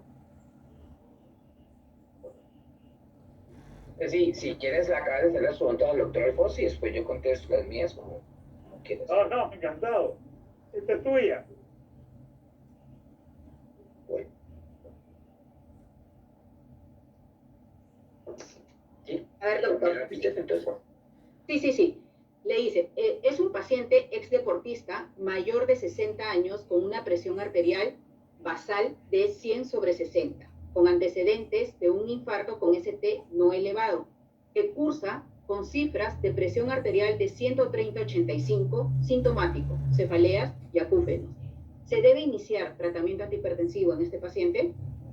Bueno, lo importante es si esa cifra basal no cuadra con la presión que tiene ahorita. Entonces, si esa es la presión en el consultorio, es muy importante documentar verdaderamente cuál es la presión de ese paciente, porque este paciente puede tener un efecto de bata blanca. Tener un paciente con un evento coronario agudo en 160 no es una buena idea para nada. Hay que mirar si esa presión de 160 es su presión basal realmente o si esa presión es consecuencia que lo tenemos con inhibidor de ECA, con beta bloqueadores o con un antagonista de receptor de angiotensina 2. Muy probable que parte de los medicamentos que nosotros usamos como estrategia de prevención secundaria esté impactando en esa presión arterial. Pero tenemos que tomar en cuenta que 160 no es una buena presión para un paciente que ya haya tenido un evento coronario agudo. Creo que si alguna de las patologías todavía seguimos manteniendo el famoso concepto de la curva en copa, donde tener las presiones muy altas es negativo, pero tener las presiones también muy bajas también en estos pacientes con antecedentes de enfermedad coronaria también es negativo del paciente relacionado con el tema de la hipertensión arterial. O sea, todas las guías recomiendan, si el paciente tiene alto riesgo, bájalo más allá posiblemente de 130, pero no te bajes la sistólica más allá de 120 ni la diastólica más allá de 70, porque posiblemente vienen las complicaciones que ya el doctor no conoce. Perfecto, muchas gracias, doctor Castillo. A ver, vamos a continuar con la doctora Guevara, que tengo un par de preguntitas para usted. La doctora Rojo nos pregunta, ¿Cuánto tiempo debo esperar que la warfarina esté en menos del 70% para decidir cambiar de anticoagulante? Eso es lo que me está preguntando la doctora. Para saber cuál es el TTR uno tiene prácticamente dos formas de saber. Uno es el método de Rossmann, que es una fórmula horrorosa. Entonces, la forma más fácil es coger la tarjeta de anticoagulación que tiene el paciente y mirar sus últimos INRs. Si vemos que de los últimos 10 INRs que ha tenido, solamente 3, 4 o 5 o 6 INRs de los últimos 10 están dentro del rango, significa que el TTR está bien. Si de 10 INRs tengo 4 INRs que están, no sé, en 3.4 o en 1.5, ¿no? ¿Qué es lo que solemos ver? Yo he usado muchos años warfarina. Le bajas un cuartito y el paciente se va a 1. Le subes un cuartito y el paciente se va a 4. Entonces, es como una simple regla de 3. Mirando los últimos 10 INRs, uno puede sacar el TTR. Si el TTR es menor del 70%, o sea, si tengo 6 INRs fuera de rango, ya es el momento de cambiar a un anticoagulante diferente, ¿no? En este caso a un NOAC, ¿no? Perfecto, gracias doctora. Aquí tengo otra preguntita del doctor Hurtado. Paciente con una fibrilación auricular y tratamiento con warfarina por valvulopatía protésica, ingresa a emergencia por hemorragia cerebral. ¿Por cuánto tiempo o qué se debe esperar para reiniciar la warfarina o cambiar a un NOAC, o es mejor doble antiagregación plaquetaria? Sí, bueno, esa pregunta es excelente. Primero es que lo que habíamos dicho en un inicio, que los antiagregantes plaquetarios, solos, acompañados de A2, de A3, en la dosis que quieran, no han probado hasta el momento ser prevención para eventos tromboembólicos. O sea que de ahí de arranque salimos. El doctor pregunta también cuánto tiempo voy a esperar para reiniciar la anticoagulación. Generalmente, después de una hemorragia intracerebral, dice, ¿no? Intracerebral. Normalmente uno a partir de los 15 días ya comienza a hacer, bueno, no nosotros, los neurólogos, ¿no? Comienzan a hacer las tomografías seriadas y vamos viendo, sí, porque a veces los eventos isquémicos se terminan yendo hemorrágicos, entonces comienzan a ver, y una vez que se tiene eso, que es aproximadamente entre 2 a 3 semanas, uno puede reiniciar la anticoagulación. ¿Con qué anticoagulante se va a reiniciar? Porque estaba antes, cuando ha hecho el episodio hemorrágico, estaba con warfarina. Entonces, lo ideal es, los NOAC han probado, los nuevos anticoagulantes o anticoagulantes directos, han probado tener una disminución de tasa de hemorragia intracerebral casi a ver, no quiero equivocarme en el porcentaje, pero es un porcentaje muy alto. Y en el momento que disminuye esta hemorragia intracraneal, eso se da solamente para los pacientes que han recibido anticoagulantes directos. O sea, eso es una ventaja de los anticoagulantes directos sobre la warfarina. O sea, que justamente lo que pregunta el doctor, al reiniciar, después de las tomografías y esperando por lo menos 15 días, puede ser 15 días, 3 semanas, 4 semanas, dependiendo de la evolución del paciente, lo ideal es, después de 15 días, se debería de reiniciar con NOAC, con anticoagulantes directos. Muchas gracias, doctora. Aquí tengo otra preguntita del doctor Dávila. Primero, felicita a las exposiciones dadas de los tres, y su pregunta en este caso es, en el contexto de un paciente con flúter típico sintomático, ¿solo se puede usar amiodarona para el control del ritmo en nuestro medio? Así es. Se puede usar también la propafenona, pero como habíamos dicho en un inicio, la propafenona, que es un excelente antirrítmico para mantener el ritmo sinusal, tiene el problema de que aumenta la velocidad de conducción del nodo AB. Entonces, si el paciente está en un flúter de 3:1 o de 4:1, con unas frecuencias entre 75 a 80, y yo quiero revertirlo, o quiero mantenerlo y el paciente vuelve a hacer flúter, lo que voy a hacer es un flúter de 1 para 1. Entonces, si por alguna razón no puedo darle amiodarona y decido darle propafenona, la propafenona siempre debe ir con un beta bloqueador. Porque la propafenona se va a encargar de aguantar el circuito de macro reentrada del flúter para que no vuelva a aparecer, pero como me va a hacer más permeable el nodo AB, le aumento el beta bloqueador. No es lo ideal, pero ante la pregunta que me está haciendo, yo elegiría amiodarona. Pero ante la pregunta que me está haciendo, quizás porque ese paciente, no sé, tuvo tirotoxicosis o tuvo algún compromiso pulmonar, ya el paciente tiene miedo de volver a usar amiodarona, ya han decidido usar propafenona y no tiene contraindicaciones, no tiene cardiopatía estructural, no es un paciente isquémico, se puede usar, pero en conjunto con un beta bloqueador para evitar esa, si tuviera recurrencia, no hacer un flúter con respuesta ventricular alta, o sea, un flúter 1 para 1. Perfecto, gracias, doctora. Y justo un poco complementando a esta pregunta anterior, el doctor Tocto nos pregunta, ¿cuál es el mejor antiarrítmico para mantener el ritmo sinusal en un paciente cardiovertido de fibrilación auricular, amiodarona o propafenona? ¿Y por cuánto tiempo se debería dar? Pues, es que en realidad ahí viene el control del ritmo. Ay, doctor Tocto, esa pregunta es una pregunta difícil. Porque yo le diría, ¿qué es lo mejor? Yo lo mando a ablación. Pero yo sé que no todos tenemos esa posibilidad. Entonces, el mantenimiento del ritmo sinusal a la cabeza, lejos es la amiodarona. Y la guía del año 2020 dice que es la amiodarona. Pero también dice, esa amiodarona coma, pero hay que quitarle al paciente que tiene tirotoxicosis, hay que recordar los efectos colaterales, hay que ver el perfil tiroideo cada 4 meses, hay que ver la radiografía de tórax para ver si no hay compromiso pulmonar cada año, etcétera, etcétera. Sin contar, no quiero hacerle mala propaganda, yo adoro la amiodarona, la he usado muchos años, la sigo usando actualmente, pero la cantidad de efectos colaterales que tiene nos hace pensar primero en propafenona para mantener el ritmo sinusal.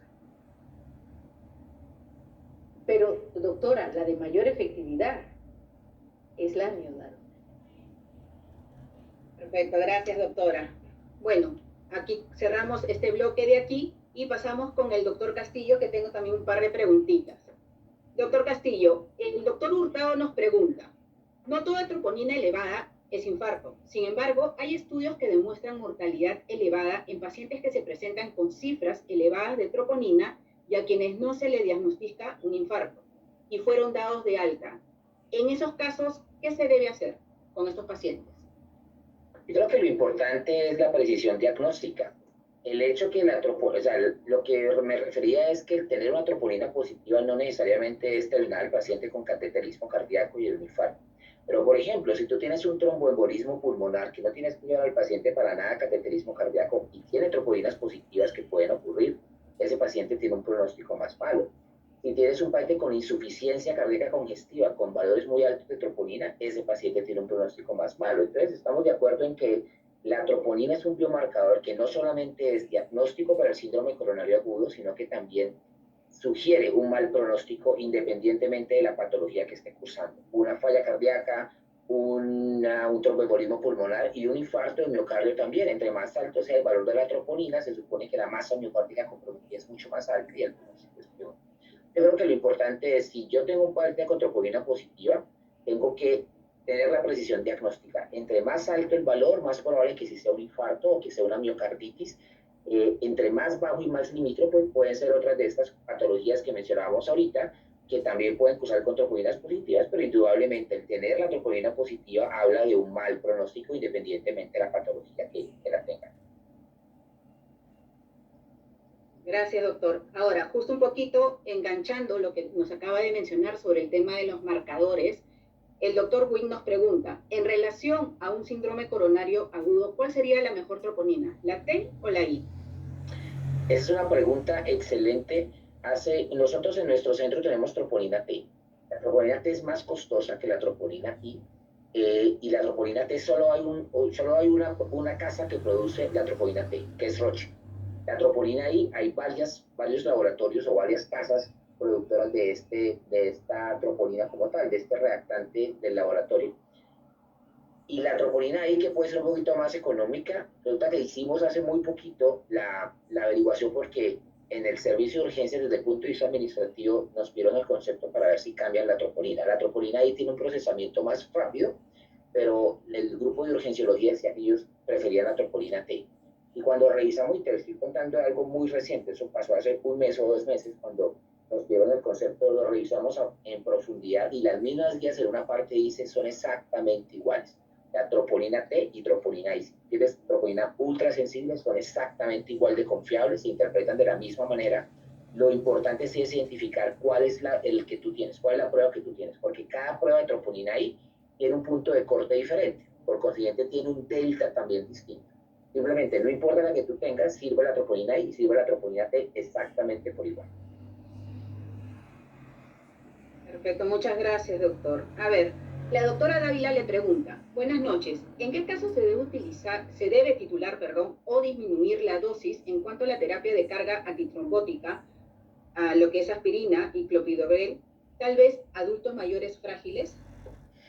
Fíjate que más que la titulación del antiagregante plaquetario, bueno, hay discusión de cuál es la dosis de carga. Estamos hablando del paciente que va a ser ya llevado al intervencionismo percutáneo. La utilización de un inhibidor P2Y12 antes del procedimiento y antes de conocer la anatomía coronaria, fíjate que es algo que hacemos con muchísima frecuencia. Sin embargo, es algo que en esta guía 2020 que les comenté, específicamente dice que no se debe hacer. Porque tú das el tiempo que tienes estos medicamentos a actuar muy rápidamente, entonces la antiagregación del inhibidor P2Y12 la logras con relativa rapidez. Donde sí es recomendable ajustar es especialmente la dosis de heparina no fraccionada o heparina de bajo peso molecular, que es la que uno realiza en el momento del procedimiento.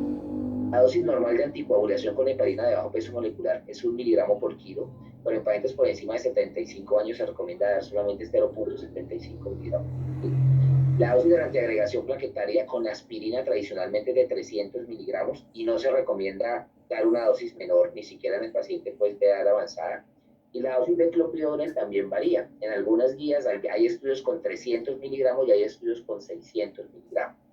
Yo conozco centros donde su protocolo normal de antiagregación con clopidogrel, su dosis de carga es de 300 miligramos y en otros centros también muy importantes donde la dosis de carga es de 600 miligramos de manera. Posiblemente ahí uno tiende a la opción de utilizar la dosis más baja en estos pacientes de alto riesgo. Para Sugrel y para Ticagrelor no están aceptadas reducciones en la dosis de carga como tal directamente. Entonces, digamos que depende mucho de la circunstancia del paciente, pero en condiciones normales esa carga, la reducción pudiera ser más en el anticoagulante más que en el antiagregante.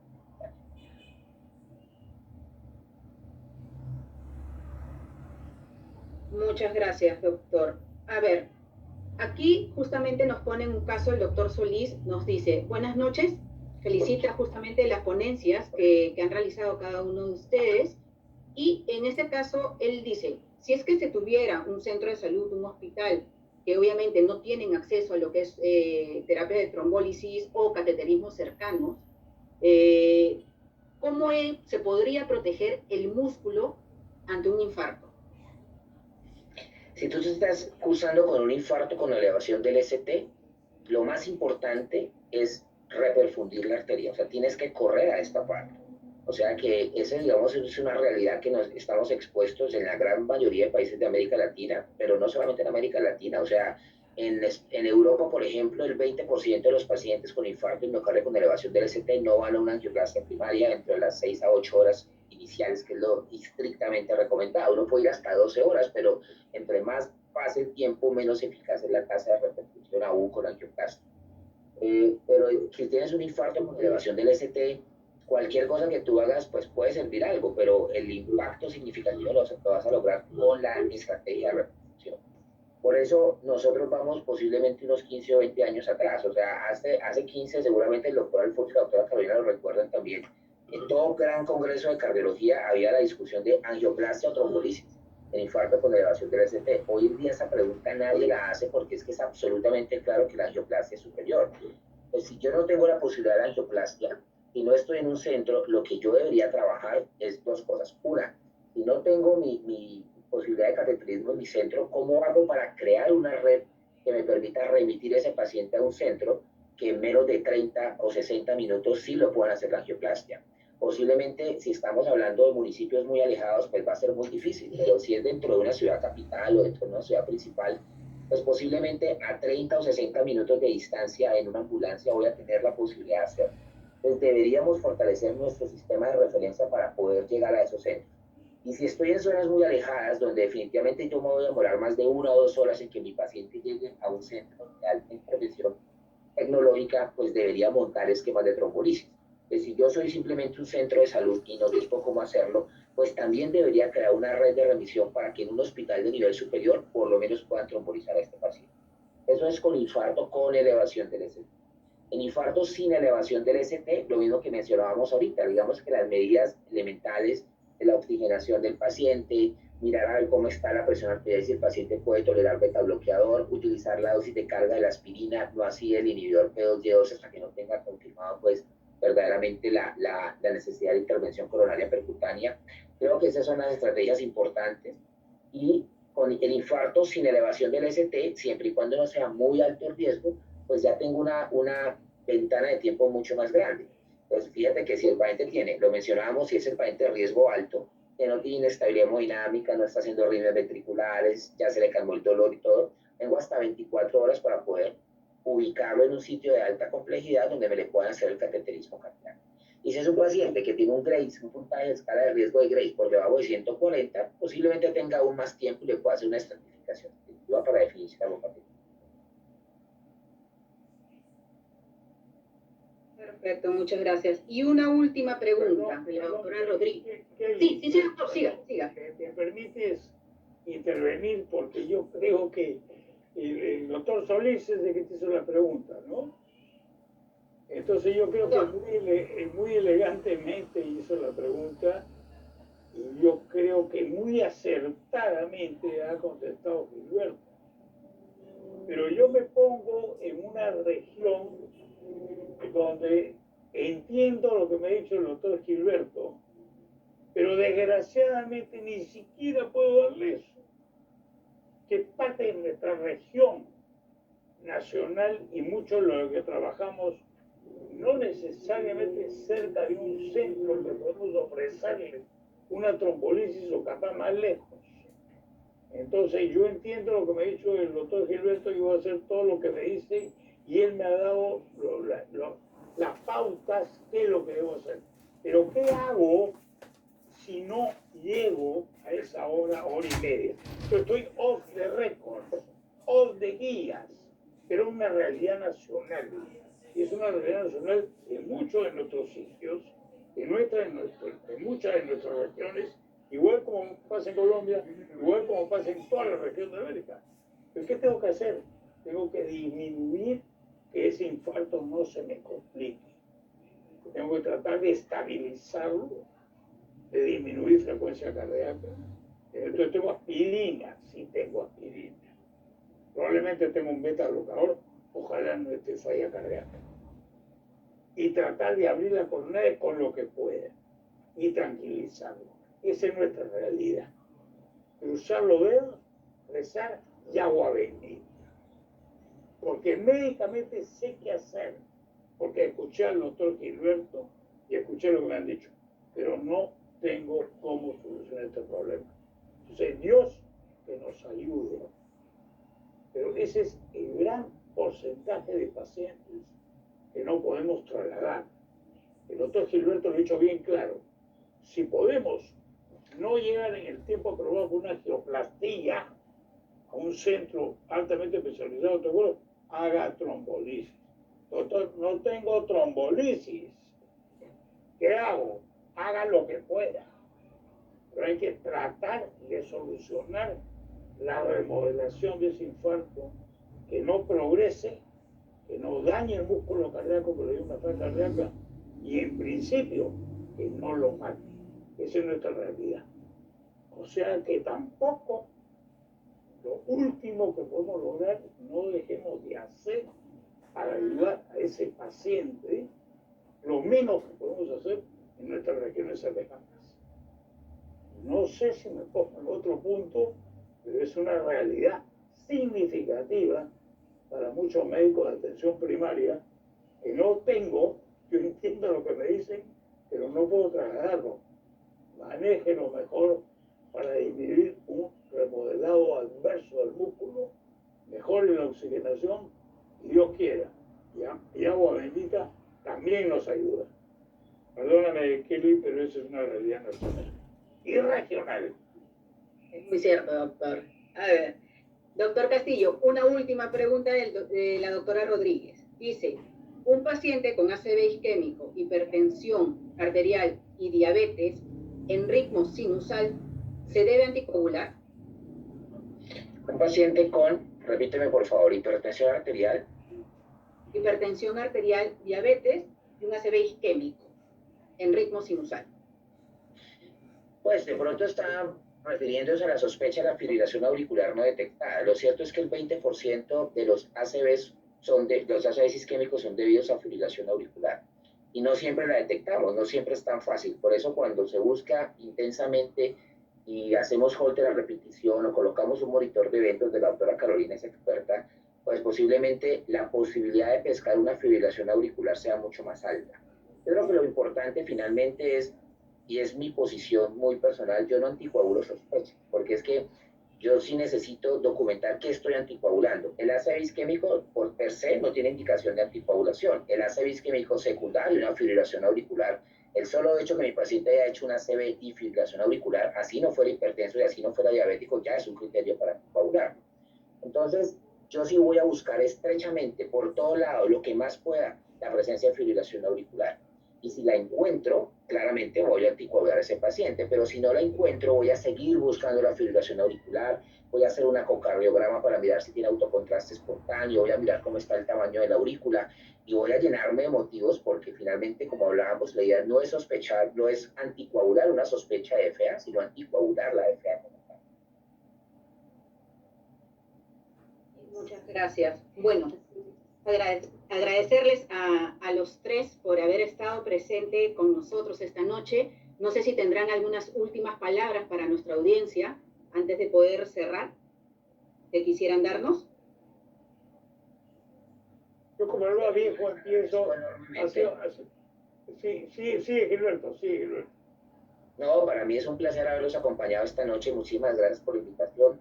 Gracias a todos los asistentes, una asistencia maravillosa y seguir hasta esta hora todo el mundo conectado, pendiente de su actualización médica. Creo que es nuestro pequeño aporte a la sociedad. Yo creo que todos nosotros tenemos la responsabilidad social en medio de todas las circunstancias que están ocurriendo de generar ese cambio y nuestro aporte de seguir educándonos, de seguir entrenándonos absolutamente todos por beneficio de nuestros pacientes, es un pequeño aporte que podemos hacer a la mejoría de la sociedad común.